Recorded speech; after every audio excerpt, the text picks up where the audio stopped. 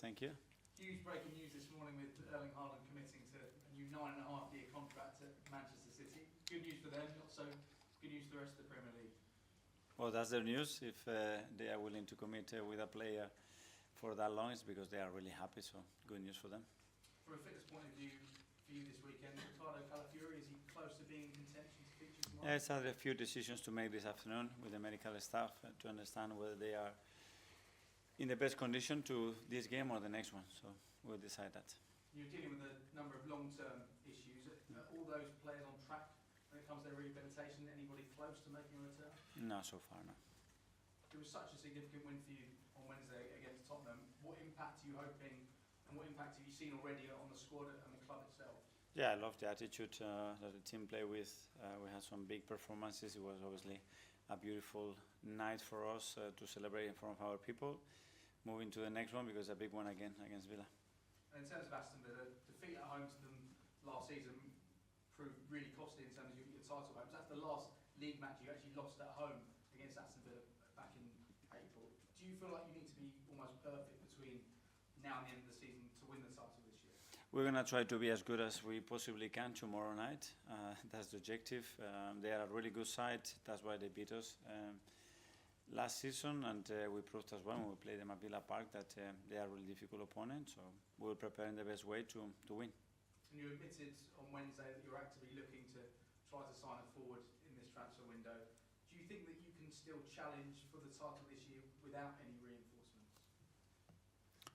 At the moment, we don't have them. We are trying, as I said, actively to find the best possible solution, but we will have to wait and see what we can do. How challenging is it to find the right player? What profile are you looking for in the forward that you want to bring in?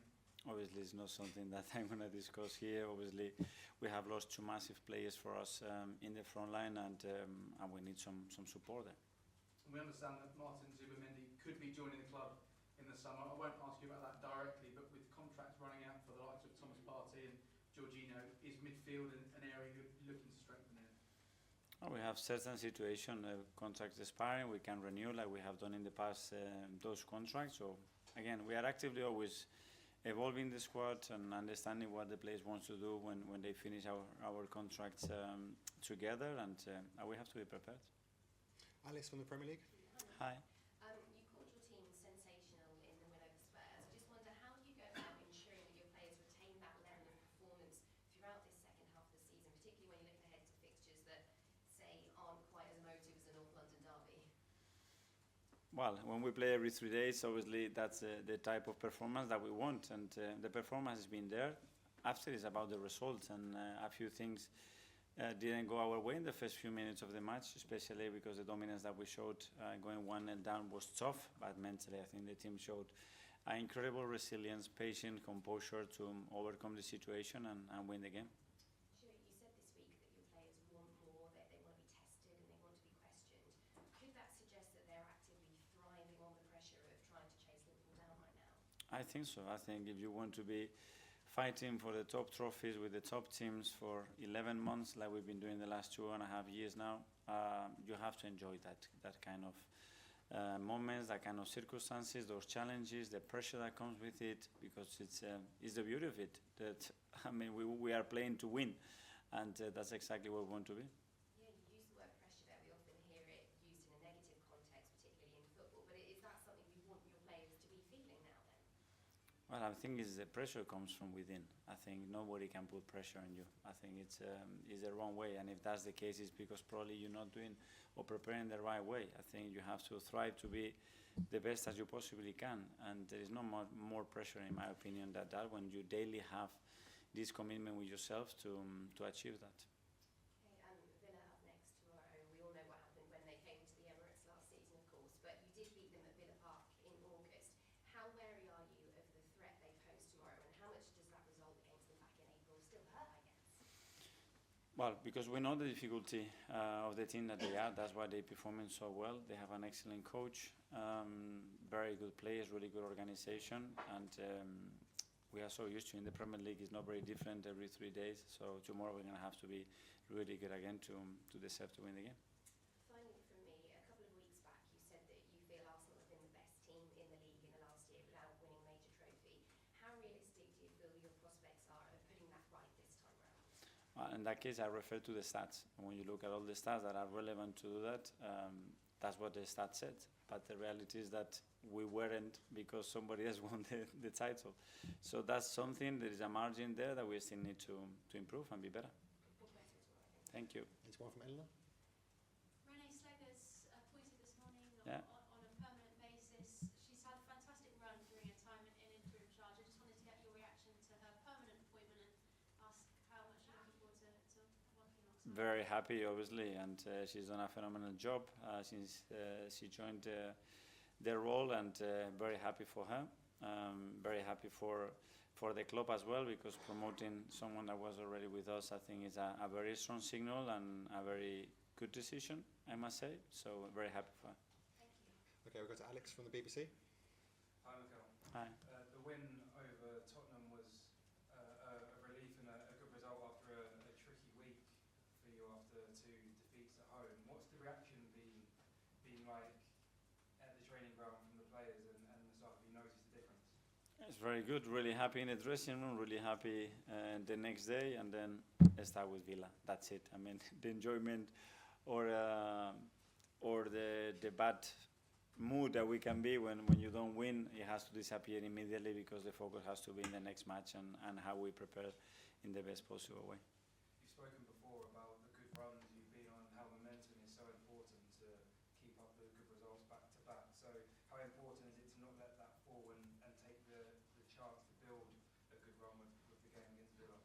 Yeah, well, we didn't be in the position that we are in because we've been very stable. When you look at the run in the Premier League in the last 11, 13 matches, I think speaks for himself, not only the result but the performances. But he's doing it again and again and again, every 3 days, different competitions, and that's what we want to achieve.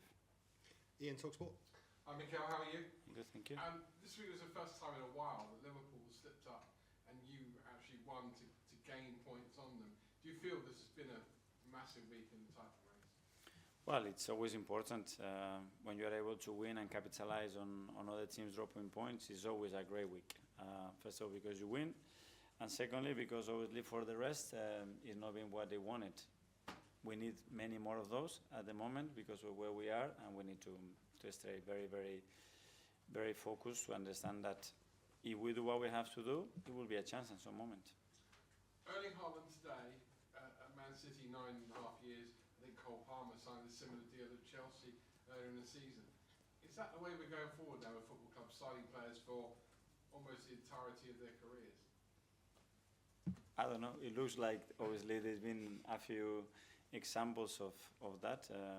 I don't know. I don't know if every club is going to take that route. The reasons for it, I think, it will be very particular cases. Maybe we start with managers as well, doing 10-year contracts, and then with the physios and the journalism, and I don't know. So would you like a 10-year contract? at the moment, I have enough. I'm very happy with what I have.